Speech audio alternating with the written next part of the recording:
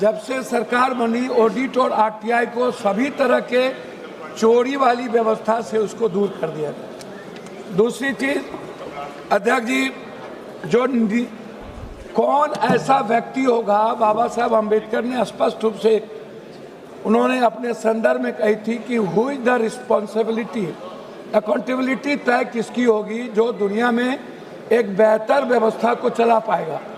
जब इस कंट्री में हमारे नेता, पदाधिकारी और माफिया सभी लोग मिलकर, आपसे मैं सिर्फ इतना कहना चाहूँगा, 2019-20 में, 2023-24 में एनटीए ने लगभग 3,554 करोड़ आय अर्जित की। 3,554 18 में एनटीए को लाया गया। उसके पहले वो मध्य प्रदेश में एजुकेशन में ये बड़े पदों पर थे। हाई कोर्ट ने इनको गिल्टी किया, फिर ये गिल्टी हुए। गिल्टी के बाद इनका प्रमोशन करके यूपीएससी का चेयरमैन बना दिया। फिर यूपीएससी के चेयरमैन में गिल्टी हुए, फिर इनको एनटीए का चेयरमैन बना दिया गया। एक ही पदाधिकारी दुनिया में इतने ईमानदार हैं कि जिनको बार बार इनको दुनिया के बड़े पदों पर रख दिया जाता है और एनटीए के बारे में कोई चर्चा नहीं होती है। दूसरी चीज, 26 तक केवल 24 ही पदाधिकारी एनटीए के पास है। मात्र 24 पदाधिकारी के द्वारा ये एनटीए चला रहे हैं, ये एग्जामिनेशन कंडक्ट कर रहे हैं। आपको आश्चर्य होगा सभापति महोदय, यह व्यक्ति, यह संस्था एक ऐसी संस्था है जिन्होंने 6 करोड़ से 8 करोड़ बच्चों का फॉर्म भरवाती है। 6 करोड़ से 8 करोड़, 20 लाख एग्जाम होता है 1 लाख नौकरी में, और 15 लाख एग्जाम होता है 1000 की नौकरी में जेई का, और नीट्स का होता है 20 लाख।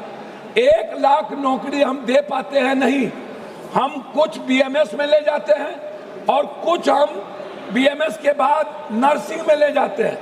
हमारे बच्चे क्या कहते हैं, क्या हुआ सर, पहली बार जब हमारे बच्चे ने एग्जाम दिया तो उनको लगा कि हम 490-500 के लगभग मार्क ले आएंगे। जब दूसरे बार एग्जाम दिया बच्चा तो उनको 290 डिप्रेस में चले गए।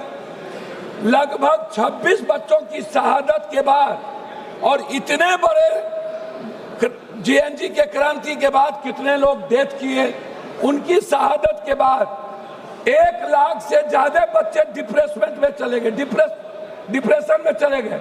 उसकी चर्चा इस भारत में नहीं है कि जो पहली बार 500 मार्क्स लाते और दूसरी बार 296, पहले बार जो क्वेश्चन था वो ब्रॉड था और दूसरे बार जो क्वेश्चन आया वो सेलेक्टेड कर दिया गया। मैं जानना चाहता हूं इस सरकार से 6 से 8 करोड़ फॉर्म क्यों भराया जाता है, ये पैसा एनटीए को क्यों दिया जाता है, ये इसमें किसकी किसकी हिस्सेदारी है।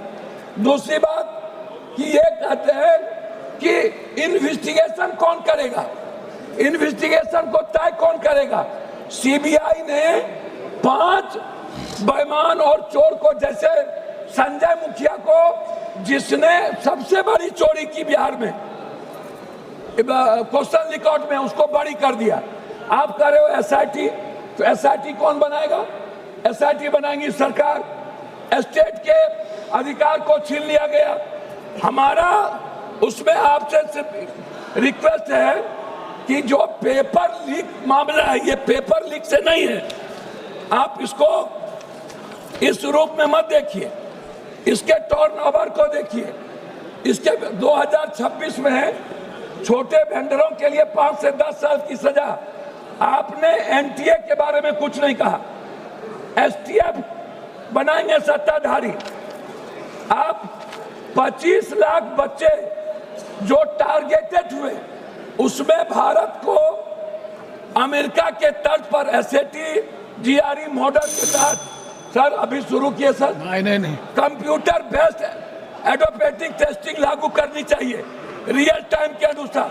कोरिया सोगनम मॉडल अपनाना चाहिए जहां पेपर सेट करने वाले सैकड़ों प्रोफेसर परीक्षा से 1 महीने पहले गुप्त स्थान पर कड़ी सुरक्षा में पूरी तरह आइसोलेट कैद कर दिया जाता है।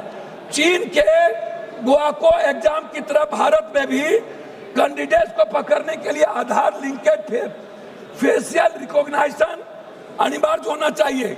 चीन के ही तर्ज पर चीटिंग करने वाले उम्मीदवार को माफियाओं के नाम डेटाबेस में डालकर आजीवन सरकारी नौकरी सुविधा और ब्लैक लिस्टेड कर देना चाहिए। फिनलैंड अभी थी सिस्टम से सीख लेना चाहिए कि इंटरनेट वाले क्लोज लोकल एयर गैप पर होती है, जिससे बाहरी हैकिंग या डाटा ब्रीच कोई गुंजाइश। जापान में 2021 में कॉमन टेस्ट रिफॉर्म्स के तहत परीक्षा रूट लर्निंग के साथ करना चाहिए।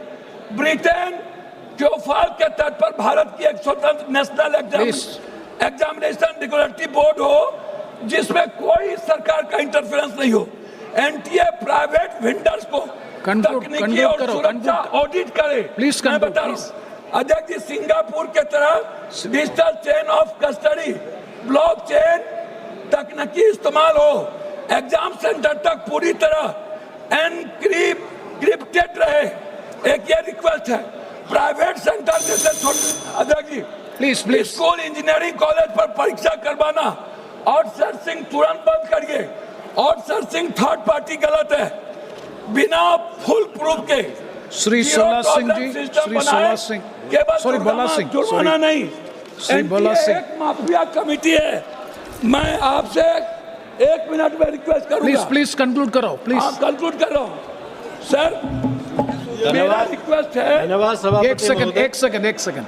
अरे सर, मेरा रिक्वेस्ट इसमें यह है कि बच्चों की सुरक्षा पर कोई चर्चा नहीं, एनटीए के ऑडिट, आरटीआई और उसको बर्खास्त करने की कोई चर्चा नहीं।